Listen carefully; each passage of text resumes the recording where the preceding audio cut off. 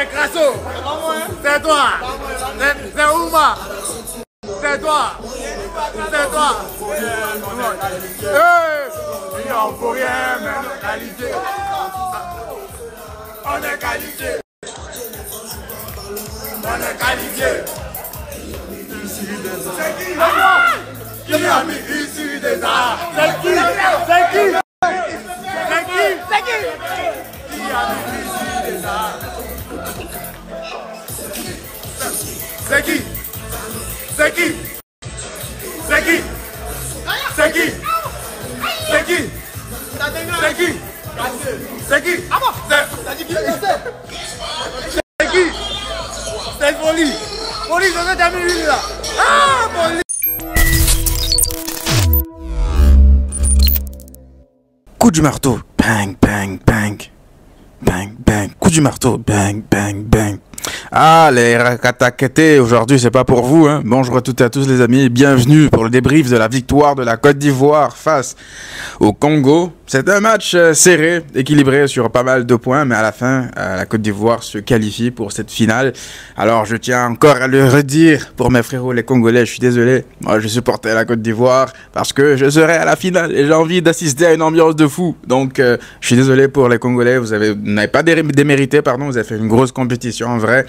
Mais voilà, vous êtes tombés sur des mecs qui se baladent encore une fois avec des marteaux. Qu'est-ce que tu veux faire face à ça? Ces mecs-là, ils sont miraculés, ils devaient mourir depuis 50 000 ans et aujourd'hui ils sont en finale de la CAN. Donc bonne chance au Nigeria, mais voilà, ces mecs-là avec ces marteaux, ça va être compliqué de les jouer. Parce que la Côte d'Ivoire est qualifiée. Le coup du marteau va sonner, va résonner dans tout Abidjan, dans tout Yamoussoukro, Bouaké, dans toutes les villes de la Côte d'Ivoire ce soir. Et j'ai envie de dire, c'est mérité pour ce peuple. On parle là quand même d'un peuple qui était au bord du précipice. Il y a à peine quelques semaines en arrière. J'étais là. C'était la mort dans les rues. C'était tranquille, c'était calme, il n'y avait rien. Aujourd'hui, c'est la fête et c'est totalement mérité. Félicitations à mes frérots ivoiriens et ivoiriennes, mes sœurs ivoiriennes. Ça a été une compétition, un parcours de fou et pourtant vous vous retrouvez en finale. Vous êtes à un match de gagner la CAN de nouveau. Vous savez, si on fait une rétrospective, on se remémore. Vous savez, c'est fou quand même le football, à quel point ça peut aller vite. Je me rappelle lorsque la Côte d'Ivoire était quasiment sûre d'être éliminée, lorsque la Guinée équatoriale venait de gagner 4-0 face à la Côte d'Ivoire. Je me rappelle encore ici, je discutais avec des amis ivoiriens, j'étais à Abidjan ces dernières semaines, et lorsque le Maroc venait de permettre justement aux Ivoiriens de se qualifier, ben, sachez que tous les Ivoiriens que je côtoyais, il y avait beaucoup qui ils vont se reconnaîtront dans cette vidéo, qui me disaient « Ouais, mais même si on se qualifie, ça servira à quoi ?» Moi-même, je l'ai dit à certains de mes amis, je l'ai dit, dans quel état mental est-ce que les joueurs ils vont revenir dans leur tête après le 4-0 ? Pour eux, c'était fini, ils étaient disqualifiés, et leurs affaires, ils rentraient dans leur club ou chez eux. Et là, grâce à un but du Maroc à la fin, t'es repêché comme dernier troisième. Ben, jamais de la vie, moi, j'aurais pu imaginer que la Côte d'Ivoire pourrait se retrouver en finale comme ça. Et pourtant, c'est ce qui s'est passé. Donc moi, je n'y croyais pas. Honnête, je suis sincère, je n'y croyais pas. Et donc, je me disais, c'est pas possible. Dans quel état mental ils vont revenir? Donc là, les mecs, ils se disaient, c'est éliminé. Ils vont venir jouer, ils vont être repêchés pour jouer en plus derrière contre le Sénégal. Moi, je me disais, ils allaient encore se faire marcher dessus. Et ça n'a pas du tout été le cas. Heureusement pour eux, la Côte d'Ivoire, il y a eu un changement de coach. Il y a eu des petites choses qui se sont déroulées entre-temps. Et un nouveau groupe s'est créé, en fait. Et c'est ça, la magie aussi du foot. C'est qu'il n'y a rien qui est ancré d'avance. Rien n'est écrit d'avance.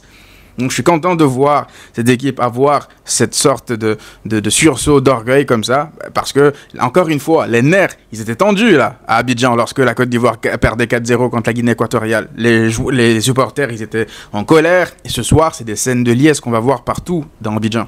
C'est ça aussi le football. Donc, franchement, j'aimerais faire un shout-out à toutes les personnes qui avaient cru en cette équipe lorsque la Côte d'Ivoire se faisait repêcher comme l'une des meilleures équipes, je dirais meilleure troisième de la compétition. Tous mes amis, j'arrive plus à parler. L'émotion, elle est là. Je suis pas ivoirien, mais voilà, ça a été un match de fou. Au final, voilà, vous voyez la réaction des joueurs vers la fin, ils étaient complètement fous. Donc, shout-out à toutes ces personnes-là qui ont cru, tous mes frères ivoiriens qui ont cru à cette victoire, à cette remontée de la Côte d'Ivoire par patriotisme ou juste par optimisme tout simplement. Et pourtant, aujourd'hui, cette équipe-là rend fier tous les Ivoiriens. Donc maintenant, ce que j'aimerais juste aussi préciser, je l'ai dit lors du débrief précédent, lorsque la Côte d'Ivoire s'était qualifiée en demi-finale, que va falloir quand même saluer le travail de Emers Faé. Parce que le mec, il arrive quand même en pompier de service. Tout le monde pensait que la Côte d'Ivoire, même s'ils se sont sauvés, ils allaient se faire marcher dessus. Et qu'est-ce qui se passe? Il transforme cette équipe-là en joueur mort de faim. Il ne lâche rien. Je vais parler d'abord de certains joueurs, à commencer par Franck Kessié, parce que son histoire, elle est un peu particulière. Moi, lorsque j'ai côtoyé les Ivoiriens, encore une fois, ces dernières semaines, moi, déjà de base, je ne comprenais pas, en tant que fan de Barcelone, que Kessié ne soit pas très apprécié en Côte d'Ivoire. Je me disais, ouais, il est passé par mon club, il a fait une année correcte. Moi, je ne l'ai pas trouvé mauvais, il a plutôt bien servi, il a bien dépanné. Donc je me disais, c'est quoi le problème avec les Ivoiriens, les locaux, qui ne l'aiment pas trop en sélection? Et donc voilà, les gens m'expliquaient que Kessié en sélection, c'est pas le même qu'en club, et donc il n'est pas toujours aussi bon, et il a des passes droits. Et ce soir, la version de Kessié que j'ai vue, ça s'était vérifié, ce que les gens m'ont dit, parce que ceux qui l'ont remarqué, Kessié, il était sorti du 11 lorsque Emers Faé est arrivé. Il était sorti du 11, il était même plus dans le 11. Et là, qu'est-ce qui se passe avec Kessié? Il y a une action qui symbolise son match. C'est une action où il récupère, il va faire un pressing, il va chercher le joueur de la Côte d'Ivoire jusque derrière dans son camp, il récupère le ballon. Il y a une faute qui est faite sur lui juste après, dans l'action qui se poursuit. Ça a été ça, en fait, le match de Kessié. Ça a été un Kessié qui n'arrêtait pas de courir, ça lui a beaucoup reproché ça, le fait de ne pas trop se dépenser en sélection, de beaucoup marcher. J'ai vu un Kessié qui en voulait aujourd'hui. Il n'a pas arrêté de presser, il n'a pas arrêté, il a tiré, il aurait dû avoir un but si là, le poteau en première période, derrière la grosse parade du gardien, il était actif, il était partout Kessié, il était omniprésent. Et à la fin, comme il chauffe le public, ça, c'est un Kessié que moi, j'aime voir. J'aurais été voir rien ce soir, il m'aurait rendu très très fier. Je veux dire que c'est un Kessié, on sait, on connaît son talent, et il l'a démontré ce soir. Ça a été un leader, il a fini avec le brassard de capitaine, et franchement, il a fait un match XXL. Maintenant, j'aimerais également parler de la mentalité de cette équipe, de ce groupe, parce que, à titre personnel, j'étais surpris. Lorsque Seko Fofana est sorti, je me suis dit, c'est la première fois quand même qu'il sort aussitôt. Est-ce qu'il est blessé? Je pensais même qu'il sortirait en faisant un peu la gueule, en boudant un peu. Mais non, il est sorti avec la bonne attitude, malgré tout, avec la bonne mentalité. Et vous l'avez remarqué, au bout d'un an, c'est lui qui chauffait le public. Lorsque la Côte d'Ivoire commençait à se créer des occasions, c'est lui qui chauffait le public. Ça montre bien l'union de ce groupe, l'union de ces joueurs. Ils ont tous le même objectif. Il n'y a personne qui pense à sa gueule dans cette équipe. C'est comme ça que je le vois, en tout cas. Sangaré aussi, qui avait débuté, qui avait une place de titulaire dans cette équipe, qui rentre en deuxième période et qui donne tout. Donc, des anciens aussi, comme Gradel. Moi, je vous raconte une petite anecdote. Je regardais le match avec mon frère ici. Et lorsque Gradel était là, il me disait, ouais, mais pourquoi Gradel? Ah, Gradel, il est revenu dans le 11. Parce que Gradel, il était sur le banc au début de la compétition. Je lui dis, ouais, il est là, il joue. Et il me dit, mais pourquoi est-ce qu'il l'avait sorti du 11 déjà, l'ancien sélectionneur Gasset? Je dis, certainement parce qu'il est vieux, parce qu'il prend de l'âge, la nouvelle génération. Il dit, non, mais Gradel, c'est l'expérience avant tout, c'est la qualité aussi. T'as besoin de joueurs comme ça dans des compétitions pareilles. C'était 5 minutes avant que Gradel délivre cette passe pour Haller. 5 minutes, on a eu cette conversation-là, 5 minutes avant ça. Comme quoi, parfois, l'expérience des joueurs âgés comme ça, des joueurs qui sont là depuis pas mal de temps, sont capables de te débloquer des choses, sont capables de t'apporter quelque chose, malgré leur âge avancé. Il a toujours de la qualité, il joue avec le cœur aussi, Gradel. Et ça, j'ai beaucoup aimé dans ce match. Il n'a pas arrêté lui aussi de toujours motiver ses partenaires. Il est décisif en plus. Il est décisif. Donc, oui, Emers Faé a eu tout vrai, pour moi, de ramener Gradel dans le 11. Il lui redonne cette confiance-là. Il le remercie de cette manière-là. Et j'aime aussi voir les célébrations d'Emers Faé. Tu sens que c'est limite un joueur parmi les autres, en fait. Il vit la chose, un vrai patriote, il aime son pays et il célèbre comme un vrai supporter. C'est le premier supporter des éléphants de la Côte d'Ivoire, pour moi, Emers Faé. Et se ressent dans son travail. Maintenant, Sébastien Haller. Vous savez, la première mi-temps de Sébastien Haller, elle n'a pas été parfaite. Il a raté une tête où je pensais qu'elle allait au fond. Il a raté des trucs assez faciles en règle générale. Mais la deuxième mi-temps qu'il te sort, respect. Je ferme ma bouche. Rien à dire, Sébastien Haller, il a porté ses... incroyable. Chaque déviation était dans le bon sens du jeu. Tout ce qu'il faisait, c'était pour bonifier le jeu. Et ce but, en prime, qui délivre tout un pays.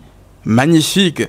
La reprise comme ça, le gardien il pensait peut-être qu'elle montait un peu plus haut. Mais non, elle est cadrée, mon vieux. Et tu vas la retrouver dans tes buts. Franchement, Sébastien Haller, la deuxième mi-temps qu'il sort, une deuxième mi-temps de porc. De patron, il leur a tout fait. Jeu en remise, jeu dos au but. En fait, il y a un QI football tellement au-dessus de la moyenne et c'est un mec qui fait jouer ses partenaires. Donc ça, c'est un neuf aussi qui a peut-être manqué à la Côte d'Ivoire depuis le début de la compétition. Et là, il revient petit à petit dans le 11. Et là, la finale, elle arrive. Tu as besoin de mecs de classe mondiale comme lui. Et il le démontre. Donc c'est quoi maintenant l'objectif de la Côte d'Ivoire? C'est bien évidemment d'aller gagner cette finale. Ils viennent pas juste pour participer à cette finale, ils veulent la gagner. Et je veux dire, quand tu as été miraculé comme ça, tu es passé par toutes ces émotions, tu as sorti le champion d'Afrique en titre, bien sûr que tu vises la victoire finale. C'est pas en mode, ça y est, on est en finale, parce qu'on a organisé la CAN, on a réussi. Non, non, non, non, non. Là, c'est aller gagner la finale, même si le Nigeria, ils sont chauds. Là, la Côte d'Ivoire, ils sont capables de battre n'importe qui. N'importe qui. Voilà, j'ai peut-être certainement oublié d'autres joueurs qui ont fait un gros match. Encore une fois, force à mes frérots congolais, vous n'avez pas démérité, vous avez une belle équipe, même si je pense que pour certains, il va falloir tourner la page, notamment Cédric Bakambu qui commence à prendre de l'âge lui aussi. Je pense que Banza, je pense il s'appelle, il a été plutôt intéressant dans cette compétition, les petites minutes qu'il a eues. Et puis voilà, il y a de l'avenir dans cette équipe, il y a du potentiel. Chancel Bemba, il est toujours monstrueux, même si voilà, à la fin, il peut pas tout arrêter, le frérot. Moi, je serais d'ailleurs à Abidjan pour la finale. Je l'avais dit avant le début de ce match, moi, je voulais que la Côte d'Ivoire se qualifie parce que j'avais envie d'assister à cette ambiance-là, parce que l'ambiance qu'ils ont mis les supporters vers la fin du match ce soir, c'était magnifique. De la télé, je sentais cette ambiance-là. Donc j'espère avoir la même ambiance dimanche contre le Nigeria. Et les amis, on se retrouve très bientôt pour une nouvelle vidéo. D'ici là, prenez tous soin de vous et à très vite.